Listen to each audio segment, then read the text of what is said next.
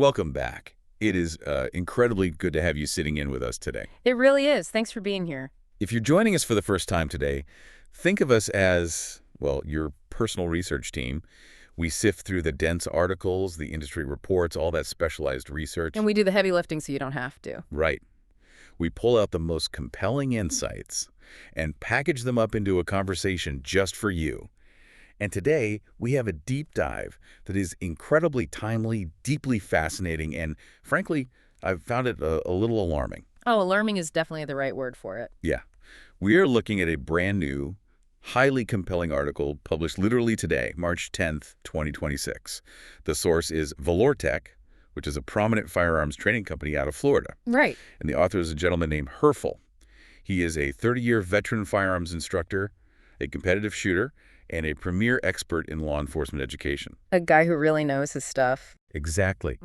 And he wrote this piece to tackle a critical issue that, a lot of people in his industry are kind of whispering about, but very few are actually putting down on paper. And that is Florida's Class G armed security training minimums. It's an essential topic for anyone paying attention to the security sector, because when we discuss armed security, we are talking about professionals stationed in the everyday spaces that you navigate constantly. Yeah, everywhere. We're talking about shopping malls, hospitals, commercial office buildings, large apartment complexes, and schools. The goal of our deep dive today is to examine why the current baseline training floor, The absolute legal minimum. exactly the minimum required by the state. We're examining why that minimum might be failing public safety, and more importantly, we're going to look at what industry insiders, like an author with 3 decades of hands-on experience, say urgently needs to change. Okay, let's unpack this, because the very first thing the author establishes is what this article is not. Yeah. He makes it crystal clear that this isn't some political debate. No, not at all. It isn't a branding exercise. It certainly isn't an industry turf war between competing training academies. It is strictly a public safety issue. Right. The core premise we are exploring is the massive, potentially dangerous gap between passing a minimum legal requirement on paper and actually being competent to carry a loaded firearm in a crowded, dynamic public space. It's about that friction that happens when mere minimum compliance is mistaken for real-world readiness. And that gap between compliance and competence is exactly where the friction lies. To truly grasp the weight of that gap, we have to look at the environment where this is playing out. Florida. Right. The author doesn't rely on abstract theory here. He grounds his argument in the physical reality of Florida's landscape. Florida is one of the most densely populated, heavily trafficked states in the country. Armed security officers there do not operate in a vacuum. They aren't just standing in an empty room. Exactly. They aren't in empty, controlled environments. They were working shoulder to shoulder with families, tourists, patients, and massive, unpredictable crowds. I know Florida's obviously a huge state, but what kind of scale are we actually talking about here? When we look at the intersection of the general public and these armed security personnel, what do the numbers from the Valortech article actually look like? The figures he provides are just staggering. Florida currently has over 23.4 million full-time residents. Wow. On top of that, the state welcomed over 143.3 million visitors in the year 2025 alone.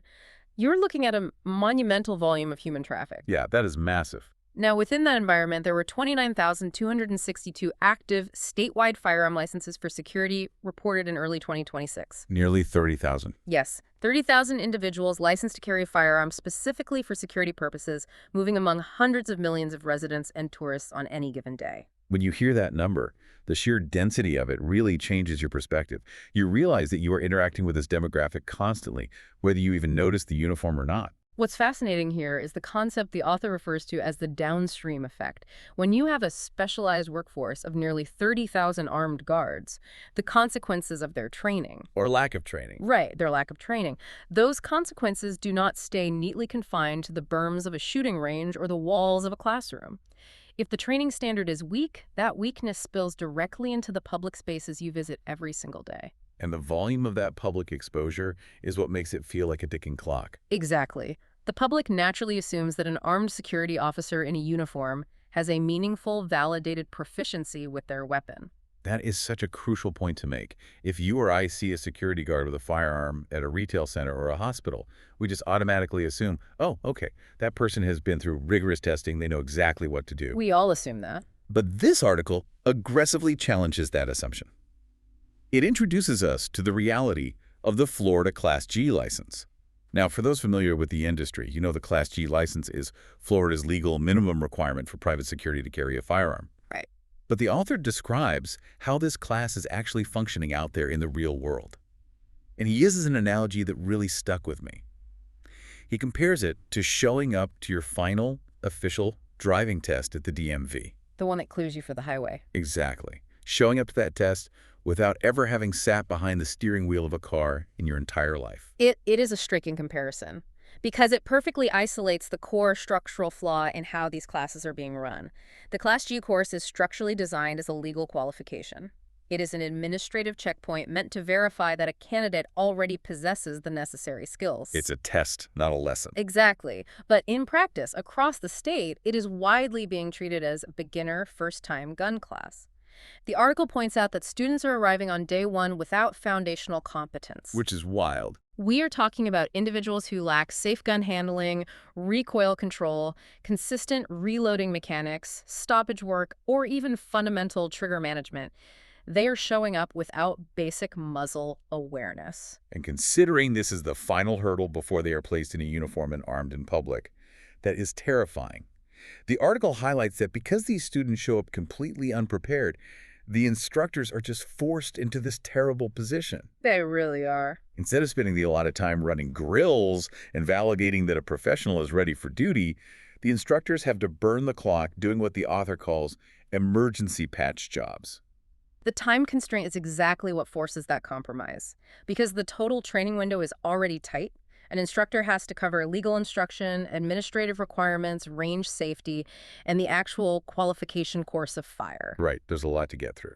If an instructor has to spend half of that time teaching a student how to simply grip the firearm properly or how to clear a basic malfunction without panicking, the professional filter completely vanishes. It's gone. The class stops being a rigorous evaluation of competence and just devolves into a rushed, high-stakes tutoring session. And as Herfel notes, the psychological rationalizations that instructors and schools use to justify this dynamic are incredibly dangerous. The rationalizations in this industry really stood out in the text for me. The author directly quotes the kinds of things said on the range to justify pushing an unprepared student through the system. Things like, he passed, so he is good enough. Yes. Or, she will get better once she starts working. Or the classic, well, the state standard is the state standard, at least they have their card now. It's unbelievable. Imagine applying that logic to any other high-stakes profession. If you heard someone say that about an airline pilot. Oh, wow. Like, well, he barely passed the minimum standard, but he'll get better at landing once he starts flying commercial routes. You would never get on that plane. Armed security work does not seem like the place for hopeful improvisation. It is absolutely not the place for it. The author presents a stark reality that the industry really needs to confront. A minimum is not mastery. A license is not proof of real readiness. Right. Passing a piece of paper in a controlled, static environment is easy. But carrying a firearm responsibly in a dynamic public space is not. When a training culture begins to tolerate weak handling, poor accuracy, and soft qualification standards, it replaces genuine public safety with a piece of administrative paperwork. Fake confidence backed by a weak qualification sheet is just a recipe for catastrophic failure. Here's where it gets really interesting. The article pivots from the mechanics of the classroom to what the author calls the elephant in the room. He brings up the liability problem that nobody in the training industry wants to talk about openly. Yep. And he puts the responsibility squarely on the shoulders of the instructors in the training academies. He pulls no punches on that front. He discusses the moral and practical failure of instructors who hide behind what he terms technical compliance. An instructor's job is not to act as a cheerleader or to ensure a profitable throughput for the school. Their job is to evaluate competence, honestly. Yeah. If a student is unsafe, inconsistent, or clearly below the standard required to carry a weapon in public, that student should fail. The author argues that every instructor who pushes an unready student through the qualification process just to check a box is actively helping to create foreseeable danger. So what are the actual consequences of that technical compliance? Because the danger doesn't just disappear once the instructor signs the form and records a passing score. The author points out that this danger follows that undertrained student right out of the classroom. The downstream consequences he lists are severe. When an instructor knowingly passes a student with substandard gun handling, they are effectively releasing an armed liability into the general population. That's a heavy phrase, armed liability. It is, and the potential outcomes include negligent discharges, bad hits in a critical incident, poor use of force decisions, and entirely preventable injuries. A pass certificate can act as a dangerous illusion. It hides the reality. Exactly. It completely obscures the massive gap between a legal qualification and actual capability. And the tragedy, as Herfel notes, is that passing a weak student doesn't even help the student. It just arms them with a false sense of competence, setting them up for failure when they are placed under real-world pressure. It really seems like a lose-lose situation for everybody involved. The student's set up to fail, the public absorbs the physical risk of that failure, and the instructor carries the moral liability and potentially the legal liability if things go wrong. Absolutely. But the compelling thing about this Valortech article is that it doesn't just complain about the state of affairs. It doesn't just point fingers and walk away. It actually offers a very clear, actionable roadmap for how the industry can fix this. The author lays out 5 specific pillars of change. The solutions he proposes are highly structured, and they directly target the root causes of the dysfunction we've been discussing. They demand a fundamental shift in how the industry operates. Let's dig into these 5 pillars, because this is where the theory hits the pavement. The first pillar he insists on is this: stop treating Class G like a first-time firearms course. How does the industry actually implement that shift? Well, it requires a strict boundary at the door of the classroom. The author is arguing that the armed duty qualification process must be reserved strictly for students who already possess safe handling fundamentals and functional handgun proficiency. So if you don't have it, you don't get in. Right. If you show up to a qualification class and you cannot safely handle a gun, you shouldn't be allowed on the line. The class must return to being an evaluation of existing skill rather than an introductory lesson. Which flows right into the second pillar. Raise the practical performance standard. We talked about how the current standard allows for a lot of sloppy mechanics. Yeah. Raising the standard seems like the most obvious fix, but what does that look like in a practical sense? It means moving away from static, low-stress paper punching. If a weak shooter can stumble their way through the course, make a series of handling errors, drop shots outside the acceptable zone, and still walk away with a passing score because the grading curve is too forgiving, then the standard itself is fundamentally broken. Yeah, that makes sense. Raising the standard means demanding consistent accuracy, proper weapon manipulation under time pressure, and absolutely zero tolerance for safety violations. The standard has to reflect the immense responsibility that comes with the job. That brings us to pillar number 3, which honestly seems like a logistical challenge for the industry. Separate remedial training from actual qualification. From a business perspective, I can totally see why schools resist this. But why is it so vital? You hit the nail on the head regarding the business friction. Yeah. Schools often want high throughput. Sending a student away costs time and potentially tuition. But from a safety perspective, it is non-negotiable. If a student shows up and clearly lacks baseline competence, they shouldn't just be pushed through a rushed, patched-up qualification. They need to be entirely redirected into foundational beginner pistol instruction first. On a different day. Exactly. The actual qualification should come much later, on a different day, only after they have demonstrated real, durable improvement. You simply cannot cram foundational mastery into a 28-hour compliance window. That makes total sense, but it relies heavily on the integrity of the people running the course. Which brings us to the fourth pillar. Demand more honesty from instructors and schools. The author specifically calls out the issue of soft scoring. The incentive structure in the training industry can sometimes reward the wrong outcomes. High pass rates look fantastic on a company's marketing brochure. It tells prospective students, come here and you'll get your card. Guaranteed. Right. But those high pass rates mean absolutely nothing if they are built on soft scoring, lowered expectations, or a deliberate blindness to obvious deficiencies on the firing line. Honesty in evaluation is the only true metric of safety.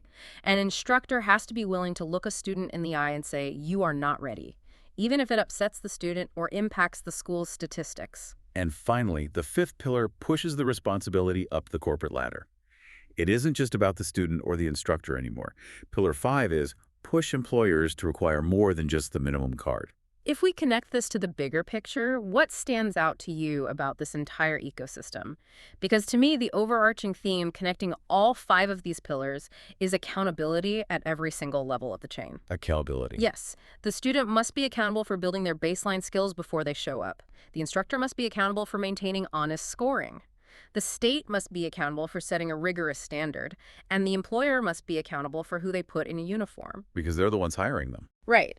If a security company places a firearm on an employee's hip without demanding any meaningful validation of their skills beyond that bare minimum state guard, that company is willfully accepting unnecessary risk for everyone involved. The author's ultimate point is that we, as an industry and as a society, must stop confusing the phrase pass the class with the reality of being prepared to carry a gun in public. So what does this all mean? If we take all of these elements, the staggering population and licensing numbers in Florida, the friction of that DMV analogy, the dangerous rationalizations on the range, and the expert insights from this 30-year veteran, it really boils down to the dangerous gap between public assumptions and systemic truth. It really does. You and I, the public, naturally assume that the person standing guard at our local hospital or retail center has a highly validated level of proficiency simply because they're wearing a uniform and carrying a weapon. But this deep dive reveals exactly why that assumption can be incredibly dangerous if the underlying training standards aren't strictly and honestly enforced. That's exactly it. It shows us how an administrative system designed to ensure safety can inadvertently manufacture liability if people are allowed to hide behind minimum legal compliance. And it is essential to remind you, as we synthesize this material, that while the subject matter involves firearms, security personnel, and state licensing, the source material we explore today is entirely focused on the mechanics of professional competence, public safety, and accountability. It is completely devoid of partisan politics. Right, no politics here. The author's argument is purely operational. The true cost of pretending a minimum standard equals mastery is a physical risk that is ultimately absorbed by the public. It is a failure of process and evaluation, not a political stance. That is a vital distinction to keep in mind, and it keeps the focus exactly where it belongs, on actual readiness. We want to thank you so much for joining us on this deep dive today. We've covered a tremendous amount of ground, from the sheer scale of Florida's public spaces to the dangerous rationalizations happening on the firing line, all the way through a concrete 5-step roadmap for demanding better standards. It is a lot to take in. It is. It's the kind of specialized industry insight that permanently changes the way you look at the world around you. It certainly changes your perspective on what a uniform actually represents. And as we wrap up our analysis of this VelourTech article, I want to leave you with a final thought to mull over. A question that builds on everything we've discussed today regarding compliance versus capability. Let's hear it. If passing a baseline state test doesn't guarantee actual competence under pressure for armed security, in what other high-stakes professions might we be dangerously confusing a basic certificate of completion with true real-world readiness? That is a brilliant question, and one that will definitely keep you thinking long after we sign off. Until next time, stay curious and keep diving deep.